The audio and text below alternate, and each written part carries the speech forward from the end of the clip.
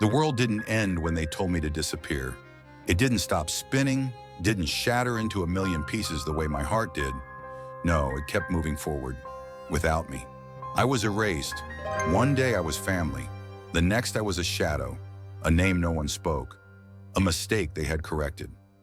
I had no place, no home, no history in their world anymore. They made sure of it. I still remember the last time I stood in that house. The scent of old wooden floors, the ticking of the antique clock in the hallway, the only thing in that room that seemed to acknowledge my presence. My father sat at the head of the table, his expression carved from stone, while my mother kept her gaze fixed on the expensive porcelain teacup in front of her, as if she could will herself out of this moment. My brother, the one I trusted the most, the one who was supposed to stand beside me no matter what, stood on the far end, his arms crossed, eyes cold, and then the words that changed everything. You need to leave, and you're not coming back. No explanations, no second chances. Just a sentence that unraveled the life I had spent years holding on to. I had pleaded at first, not out of desperation, but out of disbelief. Surely they didn't mean it. Surely this was a mistake, some horrible misunderstanding that would pass. But their silence was louder than any scream could have been. That night I walked away with nothing. No money, no home, no identity. Just a suitcase filled with whatever I could grab, and the crushing realization that I had never really belonged in that house to begin with. Years passed. I rebuilt myself from the ground up, alone. I learned how to survive in a world that didn't care about where I came from. They told me to disappear, and I did. Until now. Now they were the ones desperate to reach out, and I already knew why. The first message came at midnight. A name I hadn't seen in years flashed across my screen. My brother. We need to talk. It's important. I stared at the words, my fingers tightening around the phone. Important? Where was this urgency when they shoved me out of their lives? When they erased me like I never existed?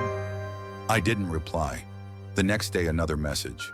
This time from my mother. Please call me. We just want to talk. A request wrapped in politeness, but there was something beneath it. Desperation. And then, the voicemail started. At first, I let them pile up, untouched, unheard. But curiosity is a cruel thing. Late one night, as I sat alone in my apartment, I finally pressed play. My mother's voice filled the silence. Sweetheart, it's been too long. I know we hurt you. I know you probably hate us. But please, we need you to come home. Things have changed. A pause, a shaky breath. Your father, he's not doing well. Ah, there it was. Not we miss you, not we're sorry. Just another problem they expected me to fix. I should have deleted the message and gone to bed. I should have ignored them the way they ignored me for years. But something nagged at me. Something wasn't right. So I did what I always do. I found out the truth myself. A quick search, a few calls to old contacts, and suddenly the puzzle pieces snapped into place.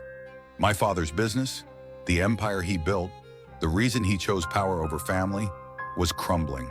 Fraud accusations, lawsuits, freezing of assets, investigations into money laundering, and now with his back against the wall, the family that once threw me away was drowning. And I was the only one left who could save them. I laughed, a sharp, humorless sound. How ironic. They told me to disappear, and now they were the ones who couldn't stand the silence. I leaned back in my chair, tapping my fingers against the wooden surface. I had a choice. I could walk away and let them suffer the way they made me suffer. Let them feel the sting of being abandoned when they needed someone the most. Or I could go back, not to help, not to forgive, but to watch them beg. I took my time deciding. I wanted them to sweat. For years, they acted as if I never existed. Now they were grasping at straws, scrambling to reach the very person they had thrown away. My phone continued buzzing. Calls from my brother, my mother, even extended family members who never cared enough to check on me before. Each voicemail was a tangled mess of urgency and unspoken regret, but none of them said the one thing I was waiting for. We're sorry. Instead, it was always the same. We need you. You have to come home. You're the only one who can fix this." Fix what? I already knew. My father had built an empire on arrogance and power, an empire that was now collapsing under the weight of its own corruption. Fraud, lawsuits, money laundering. He had played with fire for too long, and now the flames were consuming everything. Their wealth was frozen. The perfect little world they had chosen over me was crumbling. And suddenly, the daughter they discarded was their last hope. I decided to answer one call. Just one. It was my brother. The second he heard my voice, he exhaled sharply, like he had been holding his breath. "Finally!" I said nothing. Let the silence stretch. Let him feel the weight of every year they had ignored me. Then he spoke. "Look, I know we messed up. I know we didn't handle things right." Handle things right? What a neat little phrase to describe how they had destroyed me. But this is serious. Dad, he's in deep trouble. The company, everything. It's falling apart.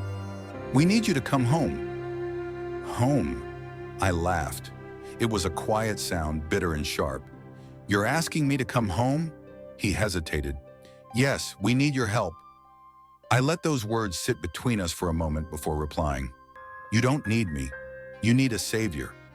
A pause, then softer. "Please, please." I had never heard that word from them before. Not when they pushed me out. Not when they made me feel like I was nothing. Now it dripped with desperation. I could have hung up. I could have ignored them, let them drown in the chaos they created. But something in me wanted to see it. I wanted to watch them break. "Fine," I said finally. "I'll come." But I wasn't coming to save them. I was coming to watch them fall. The house hadn't changed. The towering iron gate still stood like a fortress. The windows gleamed in the golden afternoon light, and the perfectly manicured hedges whispered of a family that still clung to their illusion of power. But the moment I stepped inside, I could feel it, the decay. The air was thick with tension, the silence unnatural. This wasn't a home anymore. It was a battlefield. I found them in the living room, huddled together like strangers. My mother's once pristine appearance was cracked. Dark circles under her eyes, fingers trembling as she clutched a cup of tea she wasn't drinking. My brother stood stiff, his jaw clenched. And then there was my father. The man who once ruled this house like a king now sat slouched in his chair, his sharp features weighed down by something I had never seen on him before. Defeat. He looked up at me, his eyes narrowing, and for a second, I thought he would tell me to leave again. Fall back into old habits. But he didn't. Instead, he did something I never expected. "You came." It wasn't an apology. It wasn't gratitude. It was pure shock. I dropped my bag by the door, crossing my arms. "I did." Silence. No one knew what to say. "Good. Let them choke on it." Finally, my brother cleared his throat. "Dad's in serious trouble." "I know." That threw him off. He blinked. "How?" I let out a humorless laugh.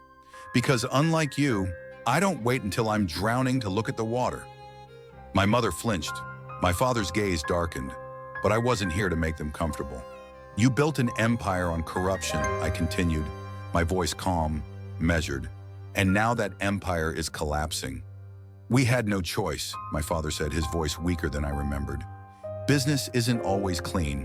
We did what we had to." "Did what you had to," I repeated, shaking my head. You did what was easy, and now you're paying the price for it."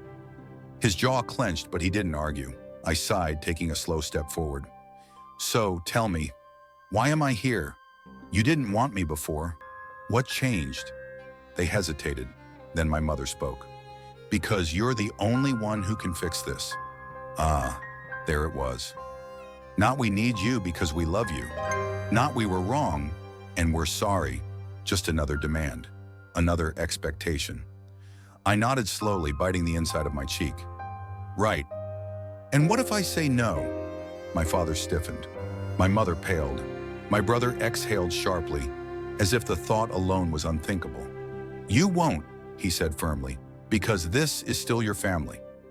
I tilted my head, studying them. "Funny," I mused. "I don't remember being part of this family when you erased me from it." More silence. More guilt. I let the moment drag before sighing dramatically. Fine, I'll help. Relief flooded their faces. But there's a condition. My father frowned. What? I leaned forward, lowering my voice so they would feel every word. You're going to tell me the truth. Every lie, every crime, every betrayal, and when it's over, you don't get to erase me again. My father's eyes darkened, but my mother placed a hand on his arm. We'll tell you everything, she whispered. Good, because once I knew everything, they wouldn't be the ones in control anymore. I would. The air in the room shifted, thick with the weight of unspoken sins.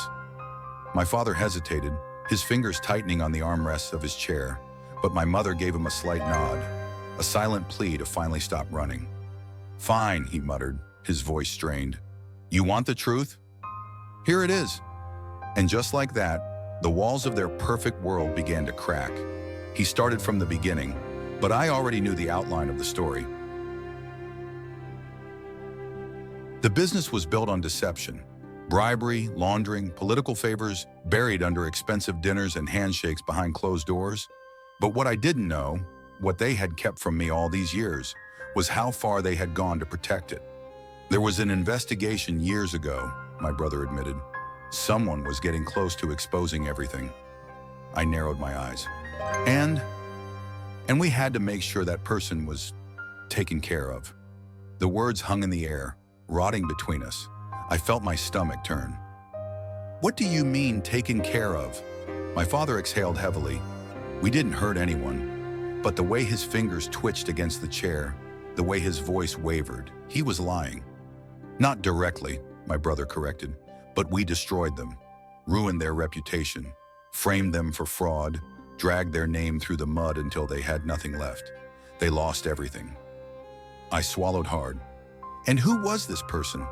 Silence. Then my mother whispered, Your godfather. The breath left my lungs. He had been my father's closest friend, a man who used to visit every holiday, who taught me how to play chess, who once said he would always look out for me. And they had destroyed him, for power, for greed, for their own survival. I pushed back from the table, my chair scraping against the floor. And you think you're any different now? You think you won't do the same to me if I become a liability? No, my mother whispered, because we've already lost you once. We can't do it again. I shook my head, letting out a bitter laugh. You didn't lose me. You threw me away. My father's gaze was unreadable, but I could see it, the desperation behind his pride. He knew they had made a mistake. He just wasn't ready to admit it. You said you'd help us, my brother reminded me, shifting uncomfortably. I looked at him. And I will, but you should all know something first. They waited. I don't trust any of you. My mother flinched. My father clenched his jaw. My brother simply nodded, as if he expected that answer. That's fair, he admitted. So what's your plan? I took a deep breath, steadying myself. You're all going to do exactly what I say. No lies, no games. If I even suspect that you're keeping something from me, I walk. And when this is over, when your empire is reduced to nothing, you will know what it feels like to be abandoned. My father's hands curled into fists, but he didn't argue. He couldn't, because whether they admitted it or not, they weren't in control anymore. I was. The next few days passed in a blur of whispered conversations, urgent phone calls, and hastily arranged meetings. They thought they still had power. They thought they could salvage their empire. They were wrong. I wasn't here to save them. I was here to make sure they lost everything, just like they had made me lose. At first, they followed my instructions without question. My father met with his lawyers. My brother handled the press, trying to spin the narrative before it spun out of their control. My mother watched from the sidelines, her hands trembling whenever I caught her gaze. But what they didn't realize was that I wasn't just watching. I was pulling the strings. Because while they had been trying to clean up the mess they created, I had been making sure they had no escape. I leaked documents. I contacted the investigators they had once bribed into silence. I met with journalists who had been waiting for a crack in their perfect little world, and then I delivered the final blow. A press conference. One they thought would be their saving grace. One last attempt to spin the narrative, to play the victims, to beg for public sympathy. Instead, I gave them their reckoning. As the cameras rolled and the microphones amplified every word, I stepped forward, not as the daughter they had discarded, but as the witness to their crimes. I was told to disappear, I said, my voice steady, unwavering, and for years I did. I let them erase me. I let them pretend I never existed. But now they want me back. Not because they love me, not because they regret what they did, but because they need me. My father's face paled, my brother stiffened, my mother gasped. They knew what was coming. But I won't save them, I continued, staring straight into the cameras. Because the truth is, they don't deserve saving. The room erupted. Reporters shouted. Flashes from cameras illuminated my family's faces, exposed, humiliated, ruined. And I simply stepped away, letting the chaos consume them. I didn't stay to watch the fallout. I didn't need to. Their world was burning, and for the first time in years, I felt free. As I walked away from that podium, from that life, from those people who had once thrown me away, I realized something.